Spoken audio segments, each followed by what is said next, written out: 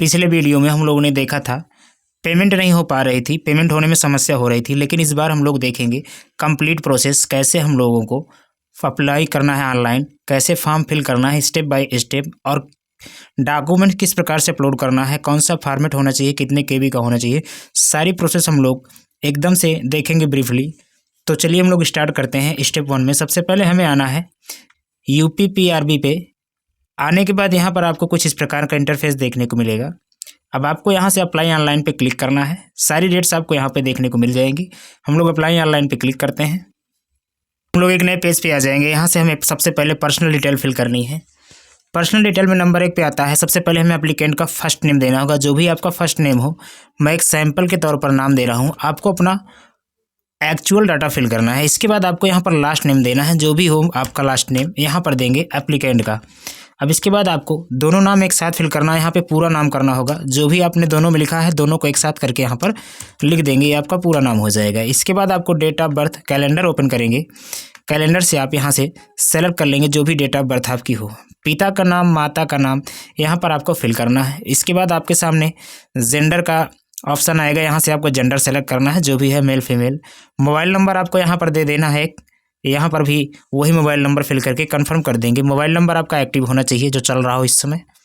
इसके बाद आपको अपना आधार नंबर उठाना है और आधार नंबर यहाँ पर फिल कर देना है। ईमेल आईडी एक दे देंगे जो चल रही हो, उसी मेल आईडी को यहाँ फिल करके कंफर्म कर देंगे। राष्ट्रीयता आपको इंडियन यहाँ से सेलेक्ट कर लेनी है। इसके बाद आगे बढ़ेंगे। आपको यहाँ पर बताना है कि आप उत्तर प्रदेश के मूल निवासी हैं या नहीं हैं। अगर हैं तो आपको यस पे क्लिक करना है। क्लिक करने के बाद आपको यहाँ पर सारी चीज़ें डिटेल देनी होंगी कि आप आरक्षण का लाभ लेना चाहते हैं, तो आप यहाँ पे यस पे क्लिक करेंगे। और इसके बाद आपको यहाँ पर निवास प्रमाण पत्र देना होगा, किसने जारी किया था यहाँ बताना है आपको, किस तारीख को जारी हुआ था आपको यहाँ पर बताना है, डेट यहाँ से सेलेक्ट कर लेनी है। मूल निवास प्रमाण पत्र क्रम संख्या आपको जो प्रमाण पत्र संख्या होती है उसको यहाँ पर फिल करना होगा, आवेदन संख्या के नीचे मिल जाएगी आपको। अब इसके बाद आपको यहाँ पर गृह जनपद सेलेक्ट करना होगा। ये उन लोगों के लिए है जो लोग उत्तर प्रदेश के निवासी हैं। अब ये उन लोगों के लिए है जो उत्तर प्रदेश के निवासी नहीं हैं। सबसे पहले यहाँ पे आपको उत्तर प्रदेश के निवासी नहीं है तो आप नो पे क्लिक करेंगे। इसके बाद आपको अपना यहाँ से डोमिसाइल स्टेट, जहाँ के आप निवासी हैं जिस राज्य के, उसको यहाँ से सेलेक्ट कर लेना है, चाहे जहाँ के हों, जिस भी राज्य के हों, इंडिया के होने चाहिए बस। इसको सेलेक्ट करेंगे। इसके बाद अपनी कैटेगरी आपको सेलेक्ट करनी है, केवल जनरल आएगा, आपको आरक्षण का लाभ नहीं मिलेगा। इसके बाद सारी चीज़ें आपको वही फिल करनी है। यहाँ पर आ जाएंगे, आपको हाई स्कूल का डिटेल देना है। अब इसके बाद हम लोग फिर से चलते हैं, जो सेम प्रोसेस है। अब फिर से हम लोग उत्तर प्रदेश वाले पे आ जाते हैं, जो लोग यूपी के निवासी हैं। अब आगे बारी आती है हमारी क्वालिफ़िकेशन की। सभी को पता है कि ये वैकेंसी 12th लेवल की है, तो हमें 12वीं पास होना आवश्यक है। इसमें हम आवेदन कर सकते हैं जो 12वीं पास हैं। तो सबसे पहले हमें डिटेल जो देनी है वो हाई स्कूल की देनी है। सबसे पहले हमें यहाँ पे बोर्ड का नाम देना होगा, जो भी हमारा बोर्ड हो हाई स्कूल का उसको यहाँ फिल करेंगे। अब इसके बाद उत्तीर्ण होने का वर्ष तथा महीना आपको देना है। उत्तीर्ण होने का वर्ष जो हाई स्कूल का होगा उसको यहाँ फिल करेंगे, और यहाँ पर आपको उसका मंथ यहाँ सेलेक्ट कर लेना है, और इसके बाद डन पे क्लिक करेंगे। इसके बाद आपको परिणाम की स्थिति पे पास पे क्लिक कर देना है।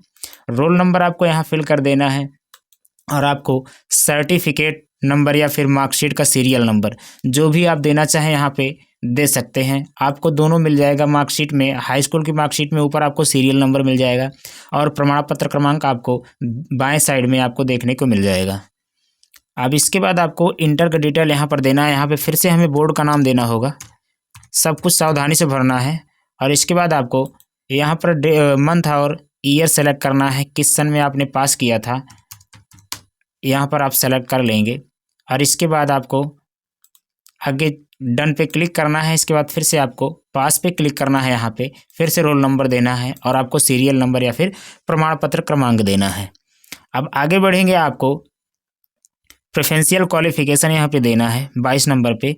यहाँ पर आपसे पूछ रहा है कि आपके पास DOEACC या फिर NIELIT से कंप्यूटर में O लेवल प्रमाण पत्र प्राप्त किया है, तो आप यहाँ पर यस पे क्लिक करेंगे। नहीं प्राप्त किए हैं नो पे क्लिक करके आगे बढ़ेंगे।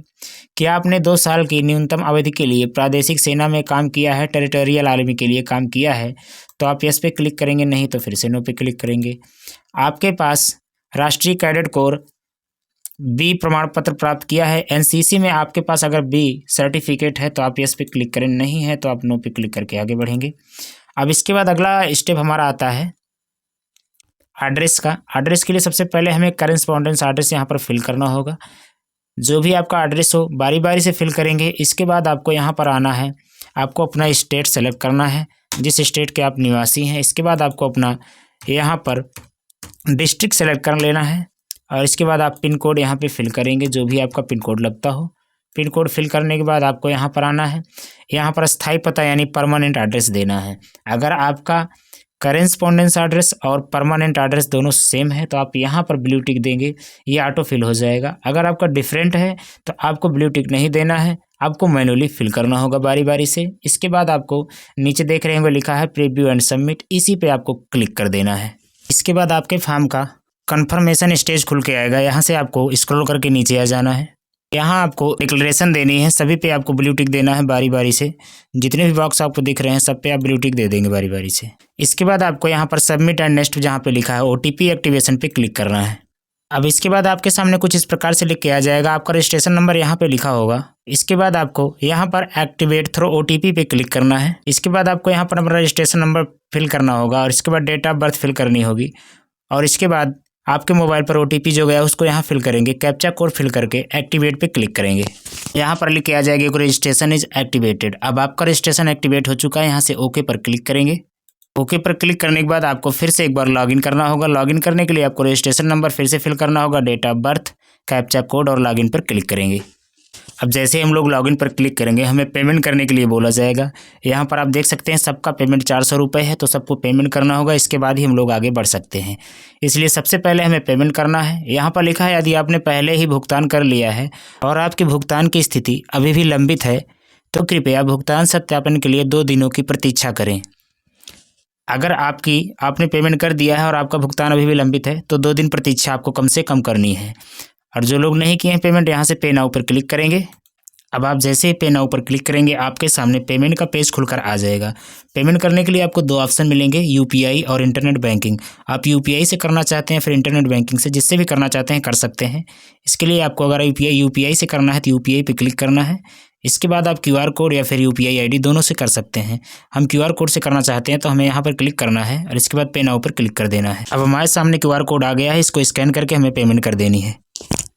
जैसे ही पेमेंट कंप्लीट होगा अपने आप यहाँ से ये गायब हो जाएगा और इसके बाद आपके सामने अगला पेज खुलकर आ जाएगा। यहाँ पर आपको अपना सिग्नेचर अपलोड करना है, फोटोग्राफ यहाँ पे अपलोड करना है, सिग्नेचर यहाँ पे अपलोड करेंगे।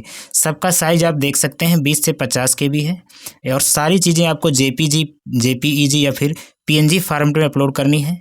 अब इसके बाद सिग्नेचर है इसका 5 से 20 KB का फाइल अपलोड करना है आपको और नीचे आ जाएंगे। आपको सब कुछ अच्छे से स्कैन कर लेना है। यहाँ पर आपको हाई स्कूल का मार्कशीट अपलोड करना है, 10वीं पास जो होना चाहिए और उसके बाद 20 से 100 KB के बीच का होना चाहिए। और यहाँ पे आपको 12वीं का मार्कशीट अपलोड करना है, ये भी आपका 20 से 100 KB के बीच का होगा। इसके बाद आपको यहाँ पर अपलोड करना है श्रेणी का जो कैटेगरी सर्टिफिकेट है आपका, कास्ट सर्टिफिकेट जिसे हम लोग कहते हैं, जाति प्रमाण पत्र अपलोड करेंगे, ये भी आपका 20 से 100 KB के बीच का होना चाहिए। इसके बाद मूल निवास प्रमाण पत्र, इसको भी आप 20 से 100 KB का अपलोड करेंगे। सारी चीज़ें आपको JPG या फिर PNG फॉर्मेट में अपलोड करनी है। अपलोड करने के लिए आपको सबसे पहले आना है, जैसे हमें फ़ोटो अपलोड करना है तो हमें चूज़ फाइल पे क्लिक करना होगा। इसके बाद जहां हमने रखा है वहां से उठाएंगे और कुछ इस प्रकार से क्लिक करके हमें अपलोड पे क्लिक कर देना है।